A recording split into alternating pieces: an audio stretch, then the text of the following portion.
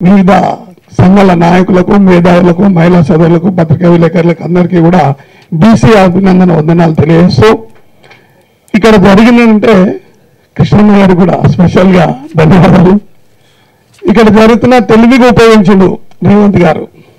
First నేనే declare చేస్తున్నా, రాష్ట్రంలో ఏ రాష్ట్రంలో చేయండి నేను ఒప్పుకుంటున్నా అని చెప్పి పేపర్ పైన గొప్ప చెప్పుకొని, చాలా మంది అంటే తిట్టబడ గాడి కొడుకు అన్నట్టుగా ముందనే చెప్పి నేను లెక్క చేసి లోపల ఉద్దేశంతో, అంటే ఈ జనాభాను తగ్గించడం కారణం ఏంటంటే ముందు నేనే ఉన్నట్టు చేసి జనాభాను తగ్గిస్తారు. ఎప్పుడు జనాభా పెరుగుతుంటుంది కానీ జనాభా తగ్గదు.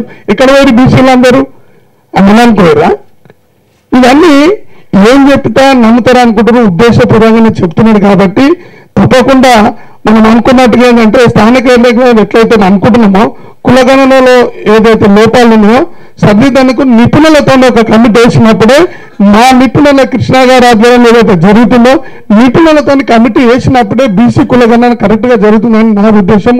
నేను అదేవిధంగా ఉద్యమ కార్యాచరణ మనం ఎప్పటికీ మీటింగులు పెట్టుకున్నతో పాటు మనం కలుస్తూ ఉద్యమ కార్యాచరణ చేసుకొని బీసీ సకల జనుల సమ్మె ఇంతకుముందు ఎట్లా అయిందో సకల జన సమ్మె అదేవిధంగా తెలంగాణ సాధించడంలో ఏదైతే కార్యాచరణ ఉందో దీనికి కూడా ఒక కమిటీ చేసి ఆల్ బీసీలు ఏదైతే ఉన్నారో అన్ని కులాలను కలుపుకొని సకల జనులని బీసీ సకల జనుల ఒక నివేదిక కానీ ఒక కమిటీ వేసి కానీ ఆ కార్యక్రమానికి మీరందరూ కూడా సహకరించి ఉద్యమం ఒక రకంగా చేస్తూనే మరి మేమేంతనో మాకంతానే నినాదంతో ఒక రకంగా కాక అన్ని కమిటీలను ఏర్పాటు చేసి ఎవరి బాధ్యతలకు ఇచ్చి ఏ రోజు కార్యక్రమం ఆ రోజు చేస్తూ ముందుకు పోతే మనం కనీసం ముందుకు వెళ్తాము. ఎందుకంటే రేపు జరగబోయే పంచాయతీ ఎలక్షన్స్లో ఇది దాటిపోతే మళ్ళీ 5 సంవత్సరాలు బీసీలు ఇక్కడే కూర్చోవాల్సి వస్తుంది, మనం ఇట్లనే మాట్లాడుకోవస్తుంది.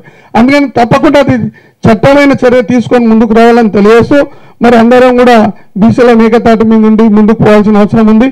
కృష్ణన్న గారు మరి అన్నగారు చెప్పినట్టుగా మరి గత 50 సంవత్సరాల నుంచి బీసీల కోసం పోరాడుతూ ఈ రోజు కూడా మరి ఇంత వయసు వచ్చినప్పుడు కూడా బీసీల మీద సాధించాలనే ఉద్దేశంతో ఇంత ఆహారతలు కృషి చేసిన అన్నకు అందరికీ కూడా ధన్యవాదాలు తెలియజేస్తూ మళ్ళీ అన్న పిలుపు మేరకు అందరు కూడా బీసీలు ఇప్పుడే చెప్పినట్టుగా అన్నీ అయిపోయినాయి. ఒక బీసీ రాజ్యమే ఉంది. ఇప్పుడు బీసీ రాజ్యం సాధించుకొని తీరుతామని చెప్పి ఈ సభాముఖంగా తెలియజేస్తూ అందరికీ ఒక చిన్న మనవి, రేపు నెక్స్ట్ సండే నా కూతురు మ్యారేజ్ ఉంది. అయితే మీరు అందరు కూడా మరి సభా అధ్యక్షులు గారికి కాడిస్తున్నాను, కాడిస్తారా బాబు, ఇదే ఆహ్వానంగా మన్నించి మరి నెక్స్ట్ ఆదివారం 10వ తారీఖు నాడు మరి పిల్లర్ నెంబర్ 325 మెట్రో కన్వెన్షన్ మరి ఆరంగర్ చౌరస్తా దగ్గర ఉంది. నా బీసీ బంధువులకు అందరూ కూడా పేరు పేరున కాకుండా అందరూ దీన్ని మీరు అనుకోవాలని చెప్పి సభాధ్యక్షులకు కాడిస్తూ మళ్ళీ కూడా పెద్దలకు నేను వచ్చి కలుస్తానని చెప్పి మరి సమయం లేనందున కార్యక్రమంగా నేను బయలుదేరుతున్నానని చెప్పి పెద్దలకు అందరికీ తెలియజేస్తూ ఈ అవకాశం ఇచ్చినందుకు ధన్యవాదాలు. జై బీసీ, జై నై.